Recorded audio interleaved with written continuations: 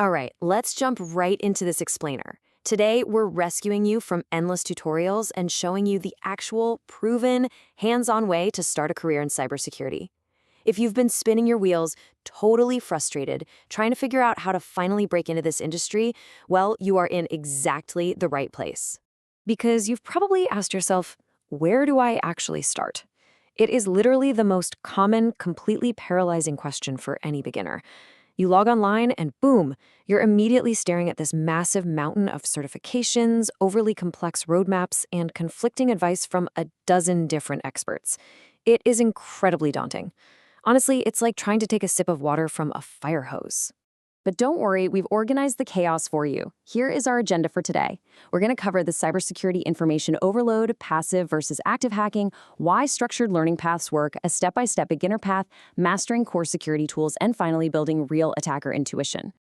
So let's kick things off with Section 1, the cybersecurity information overload, or basically drowning in roadmaps.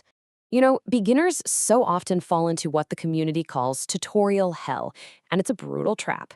You just become completely overwhelmed by way too many scripts, too many resources, and this endless barrage of theory.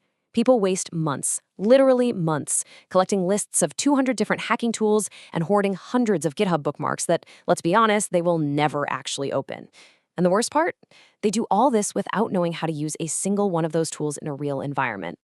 To fix this, we need a complete paradigm shift in how we learn. Moving to Section 2, passive reading versus active hacking. Look, passively collecting multiple choice certificates or just sitting there watching video walkthroughs all day, that is not going to teach you how to actually solve security problems.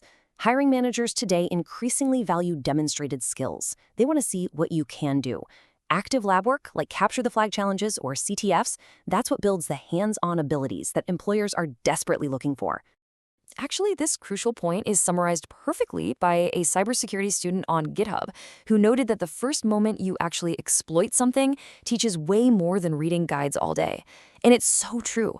Real confidence comes from hands-on failure and success. When you actually exploit a vulnerability yourself, the underlying concepts suddenly just click in a way that reading a textbook simply cannot match.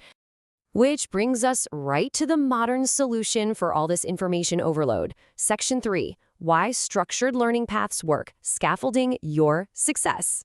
Platforms like TryHackMe are absolute game changers right now. Why? Because they offer structured, scaffolded paths. They completely take the guesswork out of it by combining instructional text with immediate hands-on labs. And the best part? Seriously, this is huge. They use a safe, browser-based environment called the Attack Box. You don't even need to worry about setting up complex, frustrating local virtual machines just to start practicing. Plus, as you complete these guided rooms, you're building a public, verifiable portfolio to hand straight to employers. Let's translate this into an exact blueprint you can use. Section 4, the step-by-step beginner path, a clear execution plan. If you want to cut through all the noise, just follow the simple 3-step sequence. First, master Linux basics. Then, learn networking fundamentals. You really have to understand how computers actually talk to each other. Finally, move into executing web vulnerabilities and capture the flag challenges. This naturally progresses your knowledge so you're never, ever jumping into advanced exploits completely blind. Think about it. Almost every security tool you will ever use assumes you already know Linux. So starting with a free, gamified resource like the Bandit wargame on OverTheWire is an absolute must. It teaches you those command line fundamentals and builds that vital early terminal muscle memory. It forces you to actually type the commands, navigate file systems, and manage permissions yourself. Now, once you've got those basics down, it's time to arm yourself, but smartly. Section 5, Mastering Core Security Tools, Quality over Quantity. Seriously, you do not need to hoard 200 different hacking scripts. Mastering just a few core industry standard tools deeply is far, far more valuable. Take Nmap for scanning networks, Burp Suite for intercepting web application traffic, and Wireshark for deep packet analysis.